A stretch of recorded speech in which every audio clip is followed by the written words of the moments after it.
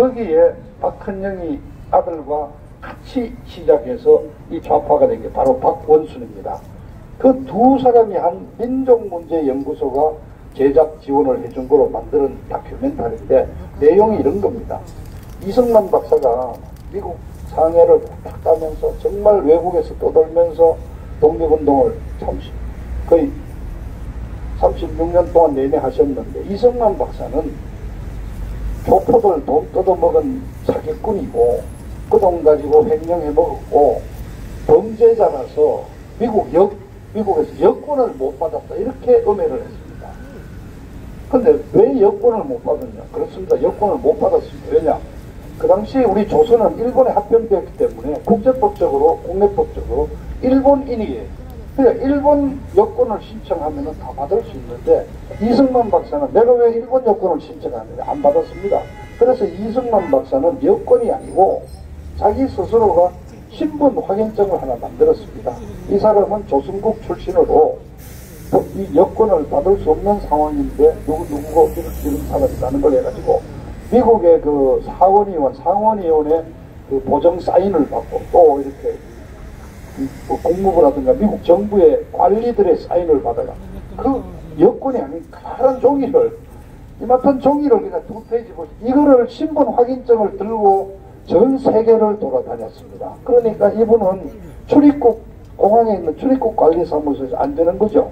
그러니까 비행기 타기 전에 그쪽 영사관에 가서 이걸 내놓고 내 신분을 보고 이 출국을 해달라고 한 이틀 사흘을 기다리면은 이제 타라고. 그래서 일본 여권을 받기 싫어서 그렇게 30년간 여권을 안 받은 분이 저게 미국서 범죄를 저질렀기 때문에 미국 정부에서 여권을 안 내준 범죄자다, 이런 식으로 이승만 박사를 욕하고, 뭐 박정희 대통령은 뭐 다 나오는 레퍼토리죠. 친일파다. 그래도 이걸 이제 우파 민주단체에서 항의를 해서 방송통신위원회가 제재를 했습니다. 이건 명예훼손에 해당된다. 그런데 그거를 소송을 낸 걸 지난주에 대법원에서 제재가 잘못된 거다, 그냥 방송 틀어라는 거 아닙니까? 지금 그런 정도로 대법원이 완전히 이렇게 넘어가 있습니다. 그래서 이 대법원까지 이제 완전히 들어갔고, 남은 이제 입법부를 장악하기 위한 이 연동형 비례대표제로 왔다. 그 연동형 비례대표제의 뭐 내용은 다 아시잖아요. 쉽게 말하면 문재인이가 대통령 개인으로 마음대로 부려먹을 수 있는 막 경찰 사법제도를 기본한, 그래서 이게 막 나치 히틀러가 데리고 있던 SS 친위대 비밀경찰 제도다. 근데 이건 위헌이죠. 뭐 다른 얘기 할 건 없이요. 정부 부처를 어떤 하나를 만들면은 정부 조직법에 따라서 정부 조직법에서 그 부처의 설립을 인정해주는 국회 표결을 거쳐서 하나의 부처가 나오는데, 지금 국회의원을 제외한 대한민국의 장차관, 뭐 심지어는 뭐 군장성, 뭐 고위관리들을 다 마음대로 수사하고 기소할 수 있는 권한을 가진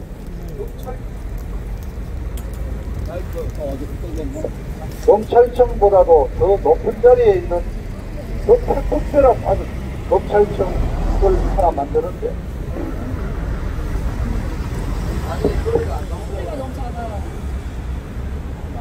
네, 정부조직법 개정안을 내지도 않고 그냥 대통령령으로 하나 만들거든요. 그러니까 의무가 있지 않겠습니까? 근데 이걸 왜 하느냐, 이게 이 연동형 비례대표제가, 연동형이 아니죠, 공수처법이 됐을 때 이것도 저는 이제 이런 이제 사례를 들거든요. 내년 선거를 위한 거거든요. 내년 아까 말씀드렸죠, 입법부를 장악하기 위해서 내년 선거에도 무조건 과반수를 얻게 한 건데, 연동형 비례대표제는 선거법을 가지고 장난을 치는 거고요. 공수처법은 어떤 식이 되느냐, 여기에 공직자 국회의원은 그 대상이 아닙니다. 그러면은 며칠 전에 저 유명한 우리 저 홍방자가 어디 문병 가서 그랬죠. 공수처법 받고 연동형만 받으면 된다. 공수처법은 왜 받아도 되느냐, 국회의원 안 걸리니까 우리는 해당 안 되는 거 아니냐, 이제 이런 논리로 홍방자가 얘기했죠. 그죠? 발정이죠. 예. 그런데 국회의원 해당이 안 되겠습니까? 그 예가 바로 이제 어제 오늘 터져 나온 울산시장 김기현 시장 작년 선거에 관련된 그 사례를 또 설명을 드리죠. 자, 그 김기현 시장 동생이 무슨 건설업을 합니다. 주로 아마 이나 이런 걸 사가지고 개발하고 이런 개발을 업자인데, 그 동생이 뭐 사가지고 개발한 쪽에 이 편의를 봐줬다 이거죠. 그래서 그 편의를 봐주는데 김기현 시장의 비서실장도 관여되어 있다 하는 그런 투소도 들어오고 이래가지고 이미 수사를 해서 2년 전에, 지금으로부터 따지면은 2년 전에 무혐의 받은 사건입니다. 그런데 작년 6월 지방선거를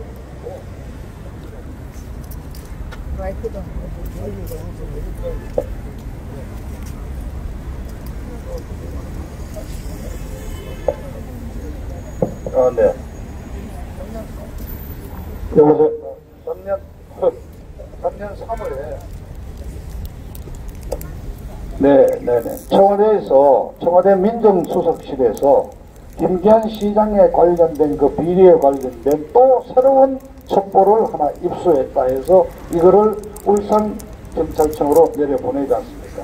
이제 드디어 어제와 오늘 다 공개가 됐지만은 민정수석실에 조국이 바로 밑에 있던 백원우라는 그 비서가, 백원우가 누굽니까?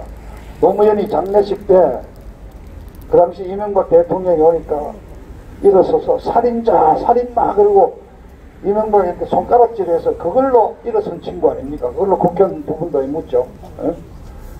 이 백원우가 정보를 울산으로 보내줬는데 그 당시 울산지방경찰청장이 누구냐면 이 이름도 기억해라. 황운하라고, 지금은 대전경찰청장으로 있는데 며칠 전에 이 친구도 출마한다고 했죠. 근데 자기 떠드는 소문은 작년에 울산 사건 잘 처리해주면은 국회의원 시켜주기로 황운한테 다 내락이 돼 있었다는 소문이 울산 바닥에서는 뻔했습니다. 그래서 황운하가 그 사건을 받아가지고 새로 수사를 한 거예요. 근데 수사를 언제 했느냐? 선거 한 일주일쯤 남겨두고, 한 열흘쯤 남겨두고 새로운 첩보가 있어서 김기현 시장 비서실장과 동생에 대한 수사를 새로 시작한다고 발표를 하고, 그리고 선거 한 이틀 전인가 시장 비서실을 압수수색을 했습니다. 자, 김기현 시장한테는 경찰이 손을 안 댔죠. 그러나 동생이 문제라고 다 건드렸으니까 그날로 지지율이 뚝뚝 떨어지는 게 아닙니까?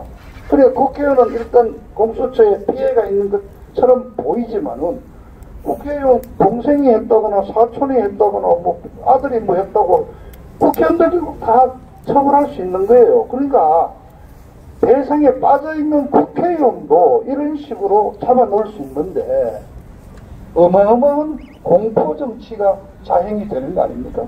그러니까 내년 선거 때도 몇몇 타겟 아주 중요한데 그 동생이나 인척이 관련된 사건 수사한다 그러면서 그냥 뭐 사무실 압수수색이나 하면은 그냥 우리 국민이 보기에는. 자, 그래서 김기현 시장 작년에 선거 떨어지고, 그리고 얼마 한 2달 뒤에 검찰로부터 무혐의 처분 받았어요. 그 무혐의 받았지만은 이미 버스는 지나간 거잖아요.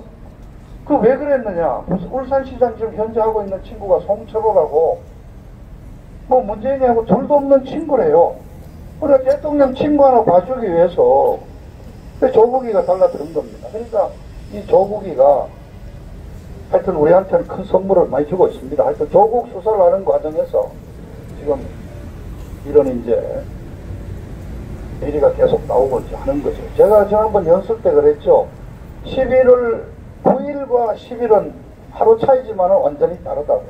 이제 2년 반 딱 지나고 이제 내리막길에 들어온 문재인이 주변에는 이제 떠나는 사람도 많고, 이제 터뜨리는 사람 많고, 욕하는 사람 많고 이제 갑니다. 그래서 뭐 얘기가 많이 돌았습니다만은 그 대통령에 대한 오늘 이거는 참 대통령한테 더 죄를 더 많이 중벌을 가하라는 판결이라서 정말 참 비정하다. 너무 참 잔인한 놈들이다 하는데, 자, 문제는 여러분들 궁금하신데 아까 어느 사모님도 제 옆에 한번 물으시던데, 그래, 우리는 대통령께서 지금 12월 중에 막 그냥 병원에서 다시 의왕으로 수청대로 가는 일은 없이 그냥 이렇게 나오시지 않겠는가 좀 생각을 하지 않습니까? 어떻게 되겠느냐, 참, 저도 막 머리를 많이 짜내봤습니다.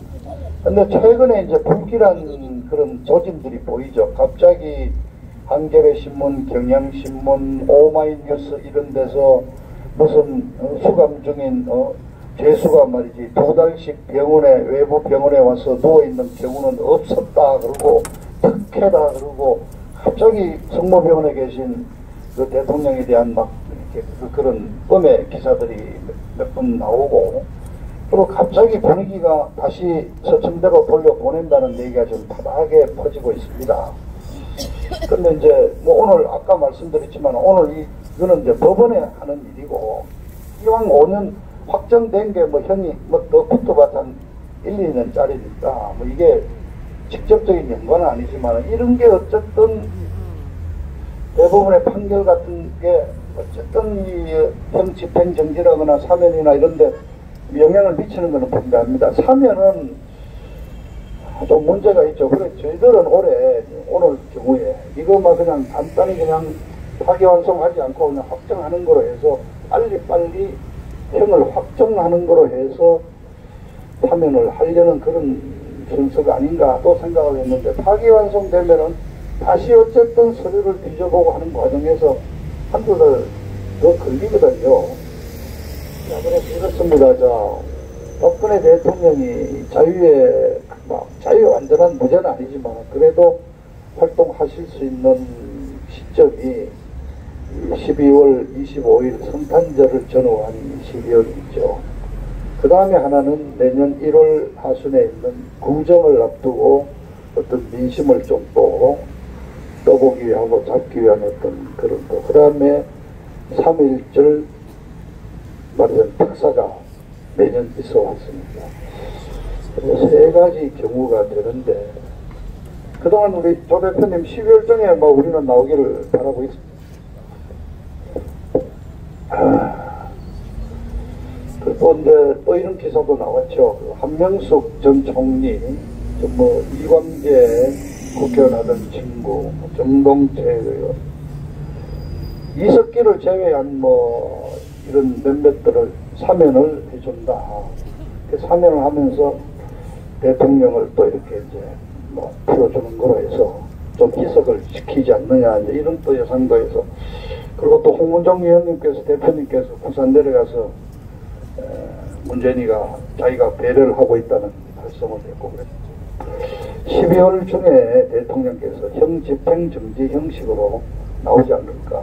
사면은 알다시피 어떻게 보면은 죄를 확정해야 되는 부분이 있고, 문재인이가 이렇게 은혜를 베푸는 어떤 형식이기 때문에 우리로서는 좀 그렇지 않습니까?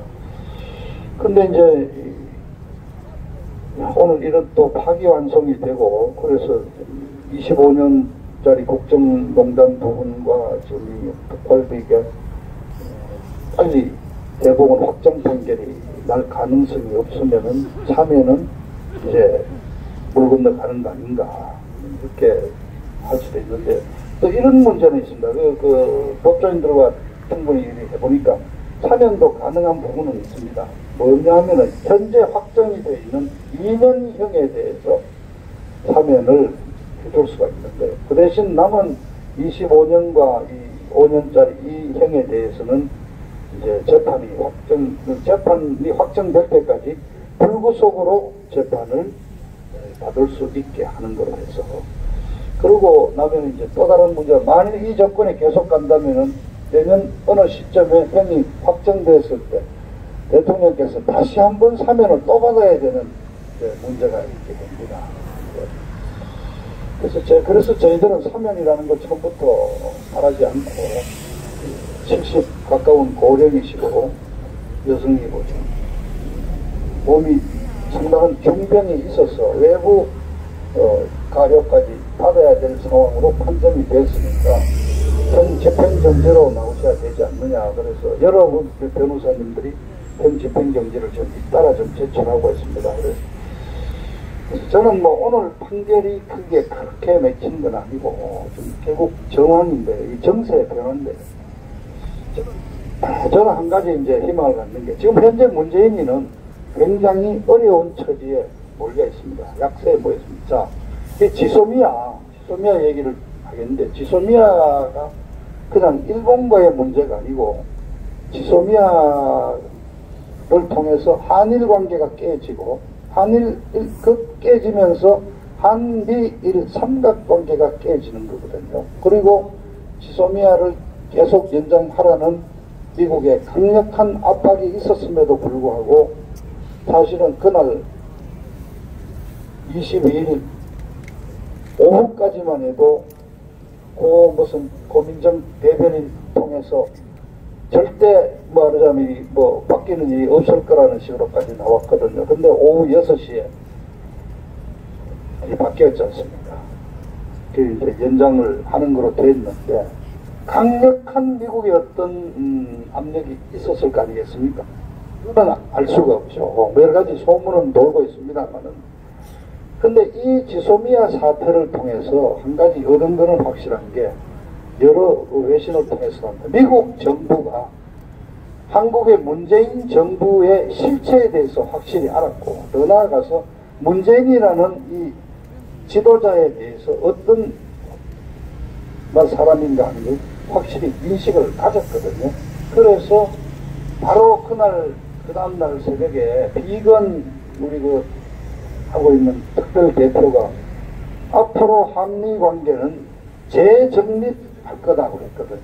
그냥 지금까지 알던 혈맹의 동맹, 우리는 미국과 친구고 이런 관계가 아니라 이제 정확히 파악한 문재인 정권, 문재인의 실체를 토대로 앞으로의 한미 관계는 바뀐다고 분명히 했습니다. 그래서 다만 이게 어떤 압박을 가했느냐, 석한들이 보컷을 한다는 것도 솔직히 여러 가지 있지만은 또 한 가지 저는 이제 어제 바로 트럼프 대통령이 또 중대한 결정을 했죠. 상하원을 통과한 홍콩 입국법을 우리 시간으로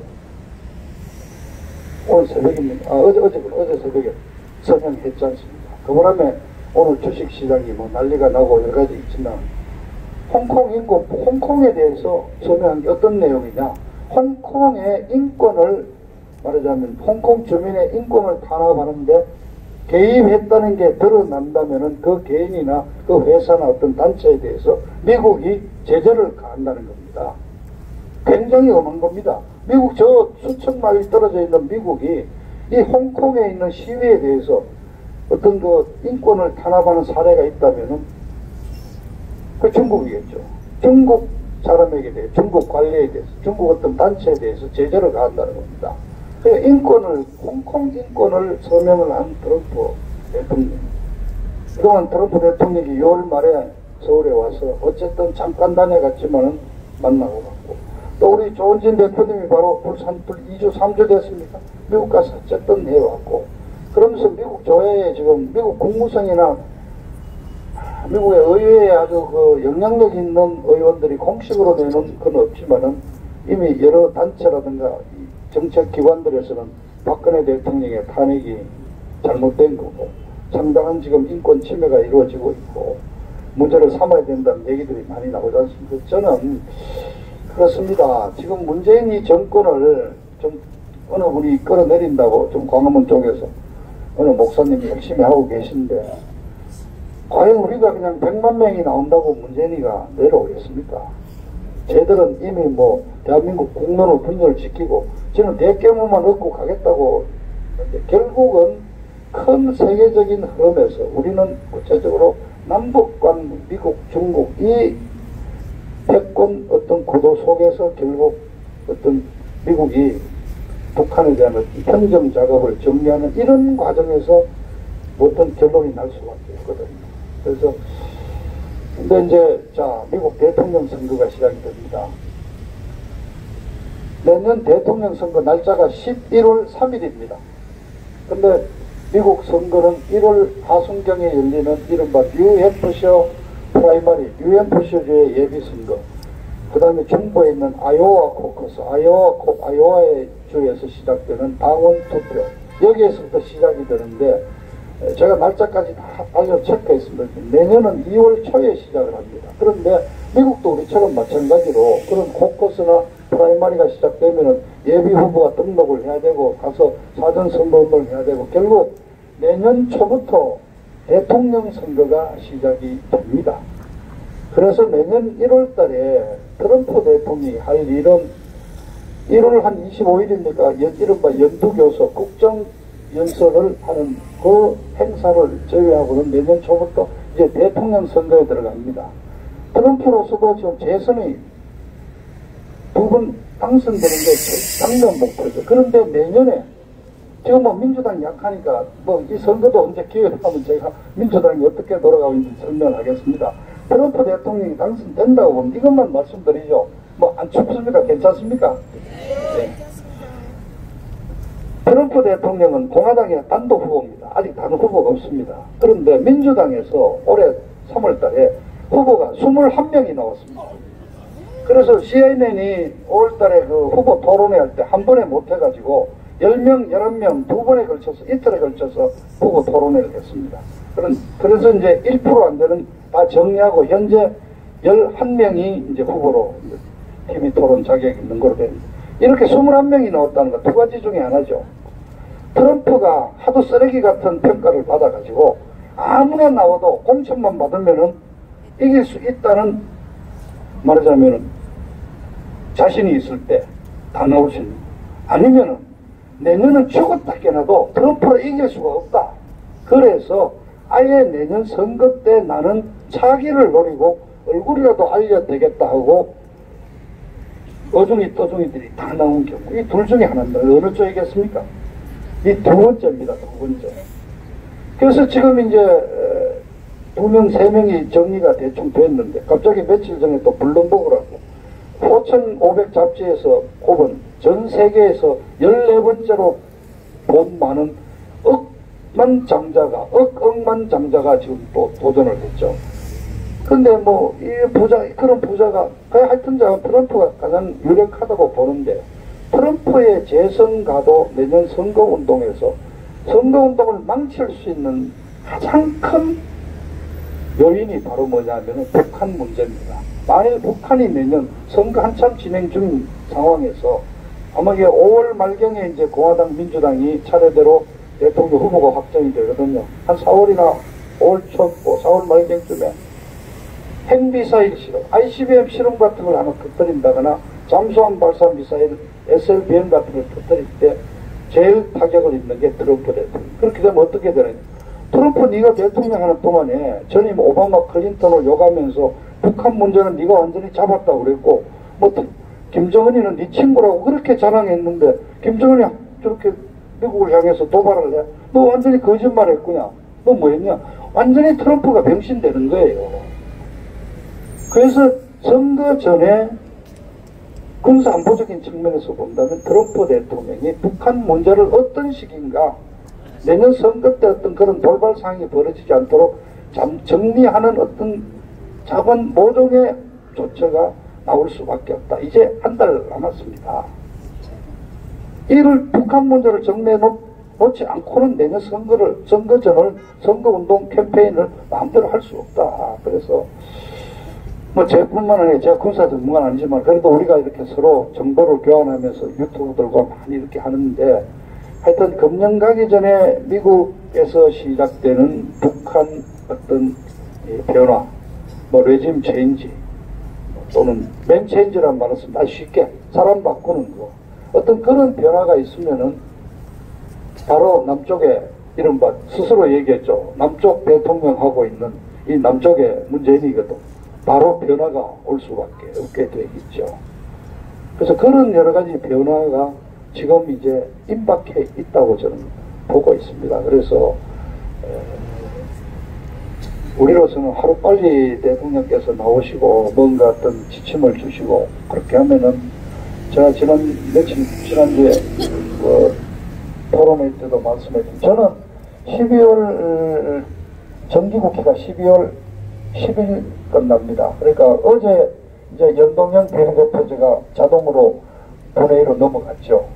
내일자로 이제 공수처법이 자동 부의가 됩니다. 그래서 12월 3일 날 본회의에서 뭐 처리할 수도 있다고 이제 그렇게 얘기합니다. 왜 12월 3일입니까? 아까 말씀드렸듯이 지금 자유한국당 국회의원들은 지금 국회에서 지금 예산 딴다고 지금 지들끼리 민주당하고 붙어가지고 흥정하고 있어요.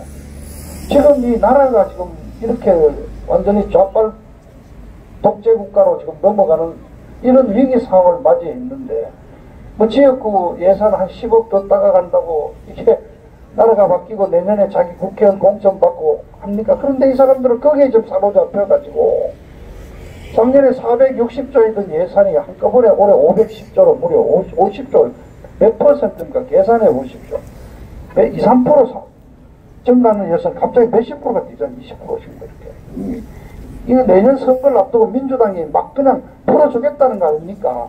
어느 친구가 제가 며칠 전에 보냈는데 저쪽에 송파에 사는 장애인인데 그동안 한 달에 장애인 수당으로 2만 원인가를 받았는데 이제 12월 1일자부터 150만 원을 받는데요. 거의 난리 났어요. 그런데 여러분 받는 분은 좋겠지만 그 돈이 어디 갑니까? 우리 주는 우리 아니에요. 우리는 이미 이제 별로 세금 못 내잖아요. 우리 아들, 우리 손자 같이 지간 놈들, 그 놈들 등골 빼먹고 있는 겁니다. 그래서 저는 진짜 지하철 타고 여러분들 태극기 좀 오시면서 그런 얘기를 하세요. 여러분 듣게. 정말 우리는 이제 살 만큼 살았고 우리는 혜택 받고 있지만은 우리 아들과 우리 손자들 등골을 우리가 빼먹고 있는 거란 말입니다. 지금. 근데 얘들 그냥 막 하겠다는 거 아닙니까? 자, 17년에 정권 인계받았을 때 우리 대통령께서 알뜰살뜰 살림을 차려가지고 무려 60조의 잉여 세수를 남겨줬는데 이놈들 54조를 일자리 만든다고 하고 뭐 청와대 거기다가 자기 집무실에 일자리 표 만들고 했는데 1년 뒤에 나온 실적이 얼마인지 여러분 아시잖아요. 8,000명 늘었잖아요. 8,000명. 응? 매달 20만 명씩 일자리가 늘어야 되는데 8,000명 늘었잖아요. 이자들 그냥 세금 퍼주기 선거운동을 내년에 하겠다는 겁니다.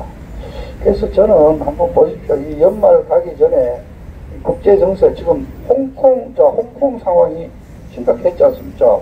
선거에서 지방선거지만은 압도적으로 민주화 세력이 이겨버렸잖아요. 그래서 군인을 투입하지 못하고 있지 않습니까? 그렇습니다. 중국 시진핑이가 홍콩 문제에 대해서 군대를 투입하거나 강경 진압을 하거나 발목을 잡히는 순간 제일 똥줄이 타는 놈은 누구냐 하면은 바로 그게 김정은입니다. 김정은이는 미국이 뭐 이렇게 건드리면은 중국이 큰형님이 뒷배를 봐줄 거라고 믿고 까불고 있는데 중국이 미국의 발목 잡혀가지고 꼼짝 못하는 상황이 되면은 트럼프는 안심하고 때리는 거죠. 그래서 저는 홍콩의 분위기가 내부 선거 지형이 바뀌었고 홍콩 인권법을 어제 서명을 했고 이런 조짐들이 결국 조만간 북한에 대한 어떤 조치가 있을 수 있지 않느냐. 그렇다면 여러분 그렇습니다. 해가기 전에 올해 넘어가기 전에 어떻게 보면 엄청난 변화가 올 수도 있다고 생각합니다. 그리고 이 자유한국당 말씀하는 본진 대표께서 여러 가지 말씀을 하신 저도 그렇습니다. 저도 대한문 집회도 또 나가는데 아까 오기 전에 전화를 했더니 일단은 토요일날 대한문에서 집회를 한다고 그래서 지금 대한문에서 집회할 시기입니까? 국회로 다 와야 되는 거 아닙니까? 근데 저는 그렇습니다. 일요일 날쯤에 자유한국당 의원들 이제 예산 챙길 거 대충 챙겼을 거니까 그날 지역구에 가서 잘하고 소고기 한 2인분씩 든든하게 먹고 전원이 108명 전원이 국회에 집결해가지고 의원직 사퇴서 써서 나경원이한테 맡겨놓고 그냥 국회 본회의장 점거하고 농성에 들어가야 되겠습니다. 그리고 우리 태극기 세력들에게 정식으로 자유한국당이 요청을 해야 됩니다. 좀 도와주십시오. 그러면은 우리 태극기 세력들이 전원이 일요일날 저녁부터 와서 국회를 좀 포위하는 거죠. 우리도. 그리고 밤새 우리도 구호를 외치고 이런 정도의 정말 죽기 살기로 달라들어야지 이걸 막을 수가 있는 상황인데 전 자유한국당은 의원직 사퇴 얘기 나오니까 법이 통과되면은 그때 항의의 표시로 그만둔다는 겁니다. 이런 의사가 없다는 얘기죠. 그래서 이제 결론을 내겠습니다. 뭐 바로 3일날 통과를 시킬지 뭐 약간의 또 뭐 딜이 있을 수 있고 그래서 지금 지역구 숫자와 비례대표 숫자를 어떤 식으로 나누는 문제가 있죠. 약간의 어떤 때문에 작은 정기국회가 12월 10일 날 끝나니까 그 전까지 어떤 식으로인가 처리가 된다고 봅니다. 그런데 지금 현재 분위기로 봐서는 공수처법도 통과시키고 연동형 비례대표에서도 통과시키는 거로 간다고 봐야 되겠죠. 만약 그렇게 간다면은 자유한국당의 나경원 원내대표는 우선 저지하지 못한 데 대한 책임을 지고 물러나야 될 거 아닙니까? 그리고 자유한국당 그 책임을 지고 뭐 황교안 대표가 단식도 고생하셨지만은 결국 책임을 져야 되죠. 그런 과정에서 저는 12월 달에 결국 자유한국당은 해체된다고 봅니다. 해체가 당연한 수준입니다. 그래서 결국 우리가 항상 해왔던 이 사기 탄핵파들 이 중심은 이미 유승민이가 밖에서 무슨 뭐 정도 개혁 정당 만든다고 그랬잖아요. 그게 결국 그 그늘을 천막을 미리 치는 거예요. 흘러 다 가고 결국 탄핵에 반대했고 나름대로 남은 양심적인 몇 분들이 계실 건데, 근데 자유한국당은 미안한 얘기지만은 의석이 많다고 해서 주가 될 수 없어요. 자유한국당은 20대 선거에서 대통령 탄핵에 오염된 국회 당사자들 아닙니까? 해체돼야 되는 거예요. 그럼 결국 저는 그렇습니다. 옆에 계시다고 여러분들 앞이라고 아니라 그 무렵에 대통령께서도 나오시고 하면은 결국 이 공화당이 중심이 되고 여기에 태극기 세력이 합쳐지고 해서 새로운 하나의 건전한 보수 정당이 만들어지고 이걸로 선거에 들어가야지 내년에 이길 수 있다 생각합니다. 그래서 정말 한 말씀 꼭 드립니다. 지금 뭉쳐야 한다고 그렇습니다. 지금 저희 카톡방, 제가 포함되어 있는 카톡방에서 뭐 심지어 우리 동문들이 우리 있는 카톡방에서도 뭉쳐야 산다는데 왜 안 뭉치냐, 왜 광화문에 안 나오느냐는 것 때문에 막 싸워가지고 탈퇴하고 재초청하고 아마 여러분들도 그럴 건데요. 그래 뭉치는 게 무조건 다 그냥 어쩌있든지 가리지 않고 다 모아놓고 한 울타리에 넣어놓는다고 해 뭉치는 게 아니지 않습니까? 더구나 이거는 오염된 물에, 깨끗한 생수에 오염된 물을 정말 한 방울만 넣으면 그 물이 완전히 오염이 되어버리는데 결국 이 무조건 넣자는 것보다 여러분들이 제목해놨지 않습니까?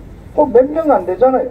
사기탄에 사탄파 한 오적 정리해 뿌리고 남은 사람 뭉치는 게 더 쉬운 일인데 왜 그 오염된 것들과 같이 가자는 게 그걸 보수통합이라 그러고 자꾸 우파통합이라 그러고 뭉치자 그러냐 말이죠. 그래서 저는 자유한국당 해체되는 게 오히려 당위성이 있고 그 해체시켜서 정리할 거 정리하고 따로 살림 차리고 그리고 공화당이 중심이 돼서 새로 만들어서 선거 그렇게 해야지 내년 선거에 이길 수가 있는 것이지 이렇게 한꺼번에 그냥 썰어 모아놓고 이걸 뭉쳤다고 해서 이길 수가 없다.